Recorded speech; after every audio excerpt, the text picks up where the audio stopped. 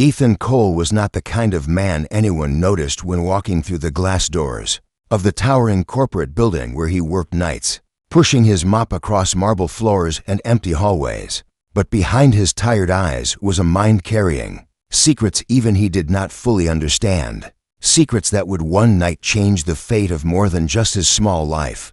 He had once dreamed of being a teacher, but after his wife passed away he had taken whatever job he could find to support his young daughter. And so every evening, when the city lights began to glow, he stepped into his janitor's uniform, ignored by executives in suits who barely glanced at him as he passed, as though he were invisible. Yet Ethan preferred it that way, because blending into the background allowed him to hear things, to notice things, to catch the little details others ignored. On this particular night, the top floor was buzzing with unusual energy, for a late meeting had drawn in the company's most powerful leaders along with something far stranger visitors. From beyond the stars, tall beings cloaked in silver garments, whose voices carried like musical echoes through the corridors. Ethan had heard rumors for weeks that the corporation was secretly negotiating with alien envoys, trading technology for resources, but he had dismissed them as wild stories until now. As he moved quietly with his mop bucket toward the service elevator, he could hear muffled voices from the boardroom, human ones sharp with frustration, alien ones humming in tones that made the walls almost vibrate. He slowed, curiosity tugging at him, and the sound seemed oddly familiar, like fragments of a melody he could almost recognize, as if he had heard it in dreams. The executives inside were struggling, their expensive translators sputtering, the alien envoy growing more agitated, and finally a heavy silence filled the room. Ethan, standing just outside with his mop, felt a sudden pull deep in his chest, and before he could stop himself, he whispered a few soft words, syllables that rolled off his tongue, as if they had always been there. The alien voices ceased instantly. Chairs scraped inside, a hush followed, and then the boardroom doors swung open to reveal the shocked faces of executives staring at him. Ethan froze, realizing too late that the words he had spoken had not been English at all, but fluent alien speech, clear and precise. The envoy turned, eyes glowing faintly, and spoke a phrase directed not at the men in suits, but at Ethan himself. Without hesitation, Ethan answered, and the corridor filled with a sound so alien, yet so natural leaving his mouth, that everyone stood frozen. The mop handle trembled in his hands as he realized what had just happened. He, a single father barely holding his life together, had spoken the language of beings not from Earth. And by the stunned expressions on the executives' faces, none of their experts, machines, or translators had been able to do the same. The silence stretched longer, and Ethan's heart pounded as 100 questions raced through his mind. How did he know their words? Why did they come so easily? And what did this mean for his daughter sleeping at home unaware that her father might be something far more than an invisible janitor? The alien envoy took a slow step toward him, tilting its head in a gesture almost like reverence. And in that moment, Ethan felt the world tilt beneath his feet, for he realized that his secret, long buried and never spoken of, was no longer hidden. And whatever came next would change everything. The boardroom had never known such silence, not even during the most tense negotiations when billions of dollars were at stake. For now every executive sat frozen in their chairs, eyes wide, lips parted, and none of them seemed capable of moving as they watched the janitor holding his mop in the doorway exchange words with a being from another world. And though Ethan wanted to turn away, to run back into the shadows where he had lived his quiet life, he could not stop the words from coming, flowing like water from some hidden stream deep inside him, each syllable rolling perfectly in rhythm with the alien envoy's reply. And the longer the strange conversation continued, the more the room seemed to shrink until the world itself was narrowed to the figures, speaking in a language no human should know. One of the executives, a tall man with steel-gray hair and a reputation for cruelty, finally slammed his fist on the table and demanded to know how a janitor, a man they had barely acknowledged for years, could speak the tongue that their most advanced machines and most expensive linguists had failed to crack. But Ethan, shaking and gripping his mop as though it were a weapon, only stammered that he did not know, that the words came to him without thought, as if they had always been a part of him. Murmurs broke out among the executives, panic mixing with greed, as they whispered about patents, contracts, and the power of controlling a man who could do what no government had achieved. While the alien envoy's eyes glowed brighter, fixed on Ethan not with hostility, but with recognition, as though it had found something long lost. The envoy spoke again, its voice carrying a tone of wonder, and though Ethan could not explain why, he felt the meaning behind the words strike deep. Within him, you are the bridge. His chest tightened at the phrase, for it sounded less like a compliment and more like a destiny he had never asked for. And in the silence that followed, one of the executives leaned forward with a hungry smile, offering Ethan wealth, power, and status if he would agree to serve as their translator, their key to unlocking the alien alliance. But Ethan felt a chill run down his spine, because while their promises sounded tempting, he could see the truth in their eyes. Their interest was not in him as a person, or in the future of humanity, but in control, in using him like a tool. And he realized that stepping through that door had thrust him into a game far larger and far more dangerous than he ever imagined. The envoy, still watching him, suddenly spoke a final phrase before bowing its head, and Ethan translated without hesitation, the words cutting through the tension like a knife. He is not yours. The declaration sent a ripple of unease through the boardroom, executives shifting in their seats, their power slipping in the face of something they could not command, and Ethan, heart-pounding, understood that whatever his connection to this alien language was, it had just placed him in the center of a conflict where both humans and beings from beyond the stars would fight to decide his fate. The air in the boardroom grew heavier after the envoy's words, and though no one dared to speak for several moments, the silence was charged with fear and calculation, every executive's mind racing to seize control of the man who had suddenly become more valuable than every contract and every secret locked in their vaults. And as Ethan stood gripping his mop with sweat beading on his forehead, he could feel their stares pressing on him like a weight, each gaze filled with greed, suspicion, or hidden schemes. The gray-haired executive, recovering from his shock, leaned forward and with a voice that carried both false warmth and veiled threat, told Ethan that his life was about to change forever, that he would no longer have to scrape by on janitor wages, that the corporation would give him riches, a mansion, and a future for his daughter beyond anything he could imagine if he agreed to work with them and translate for the aliens.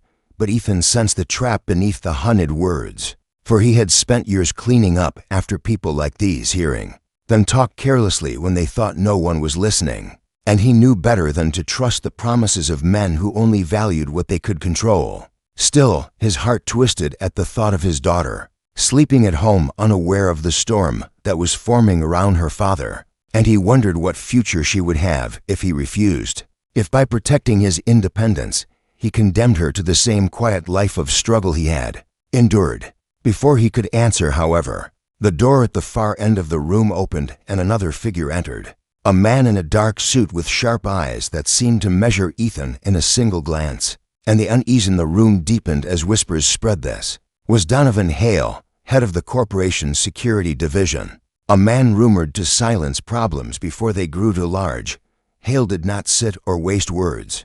He simply walked behind Ethan, studying him as one might study a dangerous animal, and finally said that while the executives dreamed of profits, he cared about risks, and to him Ethan represented a risk unlike any other, because no one knew how or why he spoke the alien tongue, and secrets that could not be explained had a way of destabilizing everything they had built. Ethan felt the blood drain from his face at the cold tone, for in Hale's eyes he was not an opportunity but a liability, and liabilities in places like this were often erased quietly.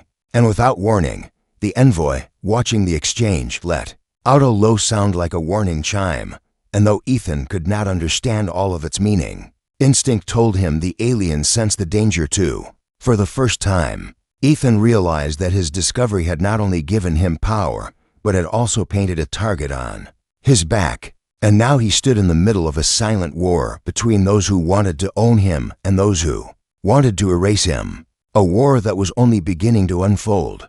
Ethan left the boardroom that night with his thoughts in chaos, his mind torn between the promises of wealth that could secure his daughter's future and the cold threat in Hale's eyes that promised only silence if he became too difficult to control.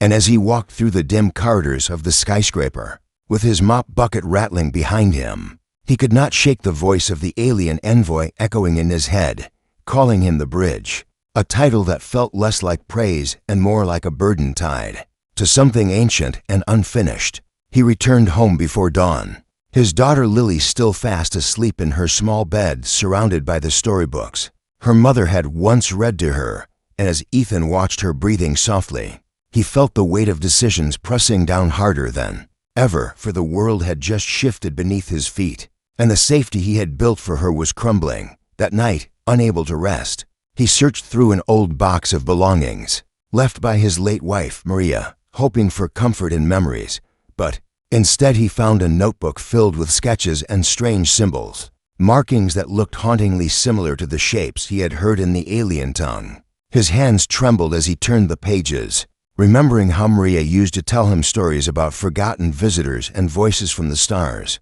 tales he had always dismissed as fanciful imagination. But now he wondered if those stories were not inventions at all, but fragments of something she had known, something she had carried and quietly passed to him without ever explaining. As the realization settled, Ethan felt both wonder and dread. For if Maria had known of this connection, had she kept it secret because she feared the world would never understand, or because she knew it would put them in danger? His chest tightened as he realized that his daughter, carrying Maria's blood and his own, might also inherit this strange gift, and the thought of the corporation or Donovan Hale discovering that truth filled him with a cold terror. Before he could think further, his phone buzzed with a message from an unknown number. "We need to talk. Alone. Your life depends on it." For a moment he thought it was a threat, but when he read it again he recognized the phrasing, the cadence of someone trying to warn him rather than trap him. And attached was a symbol, one of the very same marks drawn in Maria's notebook. His pulse quickened as the pieces began to fit together, for this was no coincidence. And it meant that Maria's past was tied to people, maybe even to a hidden network, who had known about the alien connection all along. Ethan sat in the silence of his small apartment, the weight of truth pressing on him harder than ever, realizing that his wife had been part of a secret legacy he was only just beginning to uncover, and that legacy was about to drag him and his daughter into a fight that neither the corporation nor the aliens would allow them to escape. Ethan returned to the corporate tower the following night with a storm in his chest, every step heavy with the knowledge that his wife's past was tied to the strange gift, now pulling him deeper into a world of shadows. And though he carried only a janitor's badge and mop, he felt as though unseen eyes followed his every move, waiting for the moment he slipped. The executives had summoned him under the pretense of further discussions, but as he pushed his cleaning cart through the long halls, he noticed things he had never paid attention to before. Doors slightly ajar with faint whispers behind them, men in dark suits moving where janitors rarely went, security cameras that seemed to linger on him longer than usual, and the faint hum of devices he did not recognize. He realized then that the tower itself had become a battlefield, not of gunfire and soldiers, but of secrets, schemes, and invisible wars, and he was standing in the center of it. When he reached the top floor, the alien envoy was waiting with an unreadable expression, its silver robes shifting with light that seemed to move on its own. And though no one else understood its voice, Ethan translated aloud for the executives, repeating the alien's warning that trust was fragile and betrayal would not be forgiven. Yet as he spoke, his eyes swept across the boardroom and caught Donovan Hale standing in the corner, arms folded, gaze cold and steady. And Ethan felt the unspoken threat radiating from him like heat. The envoy suddenly shifted its voice into a lower tone, speaking words meant only for Ethan, and when he translated, he changed nothing but added nothing either, for he understood the envoy was warning him personally. Danger was already in motion. His suspicion proved true when later, while cleaning a storage hallway, he overheard Hale giving orders to his men through an encrypted comm, telling them to prepare for containment if Ethan resisted cooperation. Panic surged through him, but so did resolve, for he knew he could not allow himself to be cornered like prey. He thought of Lily, asleep at home, unaware that powerful men plotted to use or destroy her father, and something hardened inside him. When the time came for the next negotiation session with the aliens, Ethan noticed unusual movements to security men positioned near the exits, their hands resting casually near their jackets, the faint gleam of concealed weapons. Acting quickly, he used the language he had once thought only a curse to whisper a warning to the envoy, who stiffened and then reacted with startling speed, signaling in a tone that caused the lights in the room to flicker. The distraction gave Ethan his chance. He stepped forward and loudly translated the envoy's words, exposing Hale's betrayal before the executives, revealing that humans themselves were plotting sabotage. Shock rippled across the room as the envoy confirmed Ethan's claim, its luminous eyes burning with anger at the dishonor. The executives erupted in argument, some shouting at Hale, others at Ethan, and chaos spread like wildfire. But amid the noise, Ethan knew the fragile balance was breaking, and he could no longer stay hidden. The janitor they had all ignored was now the key piece in a silent war, and by speaking the truth aloud, he had made enemies on both sides who would not rest until they claimed him or destroyed him. The boardroom was no longer a place of order, but of chaos, with executives shouting, guards trying to regain control, and Donovan Hale's eyes burning with fury as Ethan stood exposed in the center of it all. The janitor who had broken the silence of centuries by speaking words that belonged to the stars, and though fear churned inside him, he no longer shrank back because he knew the choice was no longer about survival, but about the future his daughter would inherit.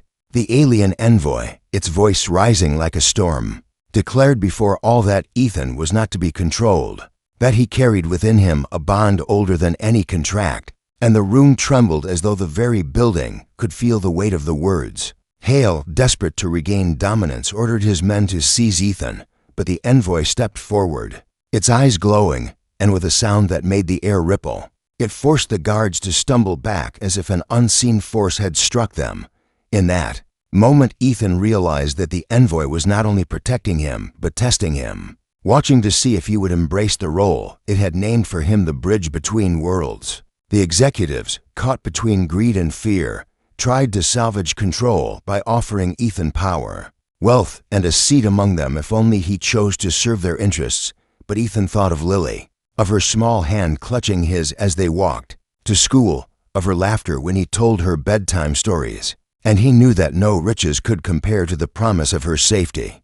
Gathering his courage, he spoke clearly, both in English and in the alien tongue, declaring that he would not be owned, that his only demand was protection and opportunity for his daughter, a chance for her to live free of the chains that had bound him to the shadows of society. His voice, though trembling, carried an authority none had expected, and for a moment the room fell silent, every pair of eyes locked on the man they had once ignored. The envoy inclined its head, acknowledging the truth of his words, and announced that humanity's first official translator would not be a corporation's pawn, but a father whose loyalty was to his child and to the fragile bridge of trust between their species. Rage flashed in Hale's face as he realized he had lost control, but before he could act further, the envoy's guards entered, their presence a reminder that this was no longer a human game alone. Ethan felt his knees weaken, yet a strange strength held him upright, for he understood that he had turned from a ghost in the hallways into a voice